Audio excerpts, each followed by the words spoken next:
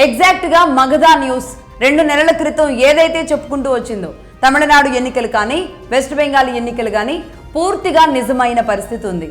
ముఖ్యంగా తెలుగులో అంటే తెలుగు రాజకీయాల్లో కానీ తెలుగులో ఉన్న పరిస్థితుల్లో కూడా ఎవరు వెస్ట్ బెంగాల్లో టీఎంసీ కాకుండా బీజేపీ వస్తుంది అని దరిదాపుల్లో కూడా ఊహించలేదు. అలాంటిది అక్కడ ఒక గ్రౌండ్ రిపోర్ట్ తీసుకోవడంలో భాగంగా అటు తృణమూల్ కాంగ్రెస్ ఓటమి తథ్యంగా కనబడుతుంది, ప్రజలు తిరగబడుతున్నారు అని ఏదైతే చెప్పామో అలాగే విజయ్ సీఎం అయ్యే అవకాశాలు చాలా స్పష్టంగా కనబడుతున్నాయి అని చెప్పడం కూడా మొట్టమొదటిగా మగధా న్యూస్ చెప్పడం జరిగింది. ఎందుకంటే ఇక్కడ డిఎంకే 5 ఏళ్లు అయింది, చాలా స్ట్రాంగ్గా ఉంది, ప్రభుత్వం ప్రకటించిన పథకాలను ముందుకు తీసుకువెళుతుంది కాబట్టి అంచనా వేయడంలో నిజానికి వెనకే పడ్డాయి సర్వేలతో సహా అని చెప్పాలి. అలాగే వెస్ట్ బెంగాల్లో కూడా అదే పరిస్థితి.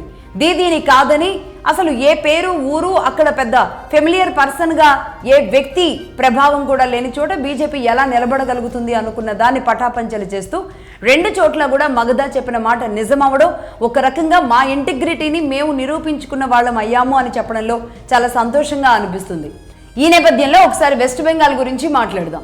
వెస్ట్ బెంగాల్లో దీదీ అసలు నిద్ర పట్టకుండా తిరుగుతూ ఉన్నారు, అలాగే అనేక రకాల ఆందోళనలు, సుప్రీంకోర్టులకు వెళుతూ ఉన్నారు, అసలు కంటి మీద కొనుక్కు లేకుండా దీదీ కింద మీద అవుతున్నారు అన్న విషయాన్ని మనం మాట్లాడినప్పుడు చాలామంది వ్యతిరేకించారు. కానీ వాస్తవికతకి ఎంత దగ్గరగా ఉందో పరిస్థితి చూడండి. ఎందుకంటే దీదీ ఇప్పుడేమంటున్నారో తెలుసా, ఇక ఫైనల్గా నేను రాజీనామా చేసే ప్రసక్తే లేదు, సీఎం పదవికి ఏం చేసుకుంటారో చేసుకోండి, ఎవరు వస్తారో రండి, నేను వెళ్ళేది లేదు, గవర్నర్ని కలిసేది లేదు, రాజీనామా ఇచ్చేది లేదు, నేను రిజైన్ చేసేదే లేదు, నేను ఇలాగే కూర్చుంటా, ఏం చేసుకుంటారో చేసుకోండి అంటున్నారు. అదేమంటే బీజేపీ 100 ఓట్లను దొంగిలించింది అని చెబుతున్నారు. అంటే ఒక ఆరోపణ, ఒక మాటని ఇలా సొసైటీలోకి తీసుకొస్తున్నారు. కానీ ఒకప్పుడు మమత మాట్లాడిన దానికి ఒక విలువ ఉంది, కానీ ఇప్పుడు మమత మాట్లాడింది అసలు ఎవరూ పట్టించుకోవట్లేదు. కాబట్టే మొత్తం మహిళా లోకం అంతా తిరగబడింది. వెస్ట్ బెంగాల్లో జరిగిన ఓటింగ్ పర్సంటేజ్లో మహిళలే అత్యధికంగా బీజేపీకి ఓటేసినట్టుగా తెలుస్తోంది. అంటే ఏ స్థాయిలో మమతాని చీత్కరించుకున్నారు బెంగాల్ మహిళలో ఇక్కడ అర్థమవుతుంది. ఒక మహిళగా ఉండి 15 ఏళ్ల పాటు ముఖ్యమంత్రిగా ఉండి కూడా మహిళల పట్ల, మహిళలకు జరుగుతున్న అకృత్యాల పట్ల, తన రౌడీలు, తను పెంచి పోషిస్తున్న గూండాలు చేస్తున్న అకృత్యాల పట్ల కనికరం చూపని మహిళ అయితే ఏమి, పురుషుడైతే ఏమి అన్నట్టుగా ఈరోజు మహిళా సమాజం మొత్తం కూడా మమతాని వదిలేసిన పరిస్థితి ఉంది వెస్ట్ బెంగాల్లో. ఈ నేపథ్యంలో ఇప్పుడు ఆవిడ అక్కడ జరుగుతున్న ఇంకొన్ని పరిస్థితులు కూడా చూడాలి, నిజంగా చాలా వెరైటీగా ఉన్నాయి. ఆవిడ నిన్న కూడా మాట్లాడుతూ, వెస్ట్ బెంగాల్ నుంచి మమతా బెనర్జీ మాట్లాడుతూ, మా గెలుపును దొంగిలించారు అంటూ ఒక కొత్త పదాన్ని తీసుకొచ్చి సమాజం మీద, భారతదేశం మీద రుద్దే ప్రయత్నం చేస్తున్నారు. అయినప్పటికీ కూడా నిజానికి ఏ రాష్ట్రంలో ఉన్న ప్రజలు కూడా దీన్ని పట్టించుకోవట్లేదు. ఎందుకు అంటే నిజంగా ఇదే వెస్ట్ బెంగాల్ మీద ఫోకస్ చేస్తే బీజేపీ అధికారంలోకి వచ్చిన తర్వాత మరి ఆవిడ ఎలా గెలిచారు?